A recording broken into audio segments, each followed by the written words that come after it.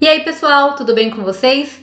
Hoje a gente vai conversar um pouco sobre a distribuição e estrutura espacial das populações. Vem aprender bio comigo? A distribuição e a estrutura populacional são dois importantes fatores relacionados à ecologia de populações. Com relação à distribuição, vale a gente lembrar que ela se refere à área geográfica ocupada por uma população, enquanto que a estrutura populacional refere-se a fatores como, por exemplo, a densidade populacional, o espaçamento entre os indivíduos, entre outros. Hoje, mais especificamente, a gente vai falar principalmente sobre o espaçamento entre os indivíduos. Antes da gente entrar nesse assunto, é importante a gente diferenciar hábitat e nicho ecológico. Cada população vive em áreas de hábitat, que são espaços, ambientes, que são adequados de acordo com o seu nicho ecológico. Nicho ecológico são as condições e os recursos que são necessários para a sobrevivência de uma espécie. Se você quer saber um pouco mais sobre nicho ecológico, você pode assistir a videoaula que eu indico aqui acima. Mas nesse momento, já é suficiente para a gente saber que esses dois termos não são sinônimos. Outro conceito bastante importante para a gente entender da distribuição das espécies é a heterogeneidade ambiental. Heterogeneidade se refere aos ambientes terem condições diferentes. Você é capaz de dizer para mim qual é o ambiente mais heterogêneo e qual é o ambiente mais homogêneo nessas duas imagens aí? Muito provavelmente você respondeu para mim que esse ambiente aqui é o ambiente mais heterogêneo, enquanto que esse outro aqui é o ambiente mais homogêneo. Isso porque aquele primeiro ambiente passa para a gente a impressão de que a gente tem mais hábitats disponíveis. Então eu tenho diferentes espécies vegetais, eu tenho água, eu tenho muitos ambientes diferentes. Em comparação, quando a gente olha essa segunda imagem, a gente tem a impressão de que todas as árvores são iguais, são todas da mesma espécie. Mas um detalhe é muito importante: a heterogeneidade vai depender muito do organismo que a gente está considerando. Então não existe nenhum hábitat que seja efetivamente uniforme, porque todos eles são mosaicos de fragmentos.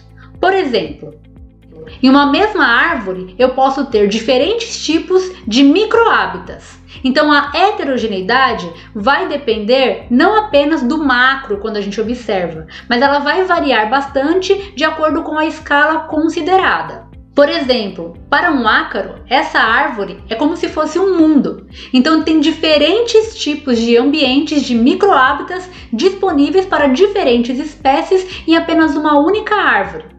A gente pode dizer, inclusive, em apenas uma única folha, dependendo da escala do organismo que eu estou considerando. Assim, a distribuição das espécies está relacionada a essa heterogeneidade ambiental. E a maioria das espécies, então, se distribui em manchas. E essas manchas de distribuição são resultado da presença ou da ausência das condições e recursos de acordo com o nicho de cada espécie, ou seja, de acordo com as suas necessidades de sobrevivência. Aqui nesse mapa, a gente tem a distribuição de um peixe, chamado Astyanax guianensis. Observe então que esses pontos vermelhos são pontos onde essa espécie já foi coletada. Então observe que apesar de a gente ter uma grande quantidade de rios onde essa espécie poderia ocorrer, ela não é registrada em todos os lugares. Ela é registrada em algumas porções dos rios, porções que atendem às condições e recursos necessários para sua sobrevivência. Além disso, a distribuição das espécies também é resultado da limitação da dispersão das espécies. E isso é influenciado pelas barreiras existentes e também pela capacidade da própria espécie. Por exemplo, quando a gente considera peixes, a gente tem limitações de acordo com as ligações entre as bacias hidrográficas. As bacias hidrográficas funcionam como limitadores de dispersão, porque um peixe não pode simplesmente sair de um rio, caminhar pela terra e chegar em uma outra bacia hidrográfica.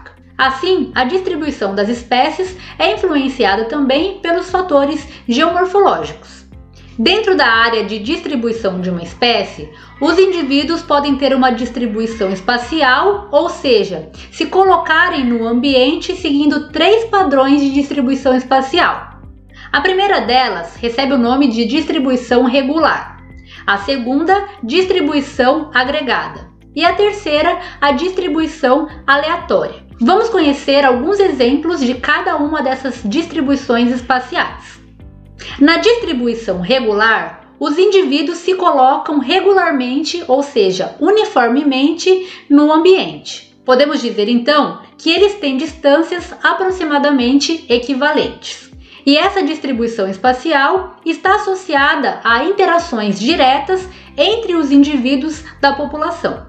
Aqui a gente tem um exemplo clássico. Aqui a gente tem eucalipto.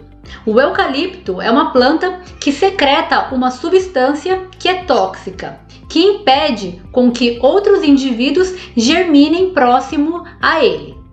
Assim, quando a gente observa uma floresta de eucalipto, a gente consegue perceber que os indivíduos são aproximadamente equidistantes, o que é um resultado dessa interação desarmônica entre os indivíduos. Aqui a gente tem um segundo exemplo de distribuição espacial regular. Aqui é o fundo de um lago que está com a água bem baixa. Observe que eu tenho essas regiões circulares. Isso são ninhos de alguns peixes, provavelmente de ciclídeos. Isso acontece porque ao construir o ninho, o peixe começa a defender o território em volta desse ninho. E a área que ele defende é mais ou menos equivalente à área que o outro peixe competidor vai estar também defendendo. Assim, o resultado é que a gente tem uma distribuição espacial dos indivíduos mais ou menos uniforme. Um segundo padrão de distribuição espacial é a distribuição agregada ou também chamada de agrupada. Esse tipo de distribuição espacial ocorre em espécies que têm predisposição social para formar grupos, ou seja, espécies que formam sociedades, por exemplo, ou que dependem de recursos ou condições que também são agregados.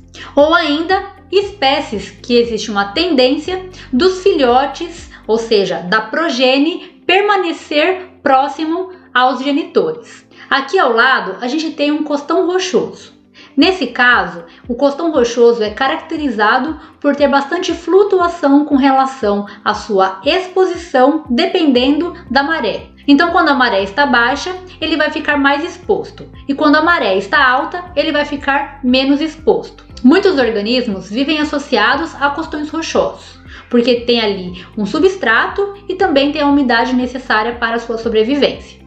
Observe que ali a gente tem vários organismos de uma população, e esses organismos ocorrem de forma agregada. Nesse caso aí, eles se agregam por conta das condições e recursos que são providos pelo costão rochoso.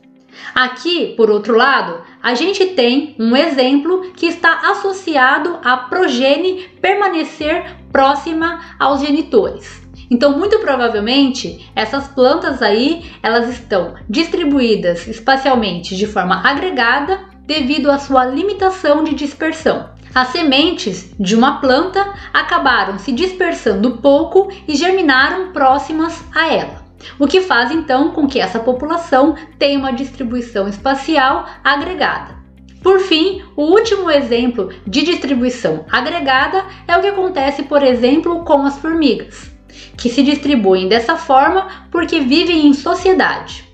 Então elas acabam dividindo as tarefas, o trabalho, e por isso vivem muito próximas umas das outras, em ninhos, como a gente consegue observar aí nessa imagem. Por fim, existe a distribuição espacial aleatória, também chamada de distribuição ao acaso ou randômica. Nesse caso, existe uma probabilidade igual dos indivíduos ocuparem qualquer lugar no espaço. É o que a gente vê, por exemplo, a partir do crescimento desses fungos e bactérias em uma placa de Petri. Eles estão distribuídos aleatoriamente. Esses foram os 3 padrões de distribuição espacial que são observados nas populações de seres vivos. Apesar dessa definição, não é muito simples se estabelecer o padrão de distribuição espacial das populações. Vamos entender por quê. O padrão de distribuição das populações vai depender da escala que é considerada. Vamos a alguns exemplos para ficar mais claro. Aqui a gente tem uma cidade. Observe que, mais ou menos pelo tamanho dos terrenos, a gente pode dizer que as pessoas vivem mais ou menos numa distribuição espacial regular, ou seja, uniforme, mais ou menos equidistantes nesse caso. Mas será que a gente pode dizer que a população humana, então, tem uma distribuição regular? Quando a gente muda a escala que a gente está considerando, a gente pode ter uma ideia bem diferente. Observe que as populações humanas concentram-se em determinadas áreas, de acordo com os seus recursos e condições. Aqui a gente tem, por exemplo, a cidade de Londrina, a cidade de Cambé, Rolândia, Arapongas, Apucarana. Observe então que, de acordo com essa escala, seria mais óbvio a gente considerar que os seres humanos vivem de forma agregada, ou seja, se agrupam. Então, classificar a distribuição espacial de uma espécie vai depender muito da escala que você está considerando. Hoje falamos então um pouquinho sobre a distribuição e estrutura populacional das espécies. Espero que você tenha gostado dessa aula e até a próxima! Se você quer saber ainda mais, assista aos nossos outros vídeos e se inscreva no canal.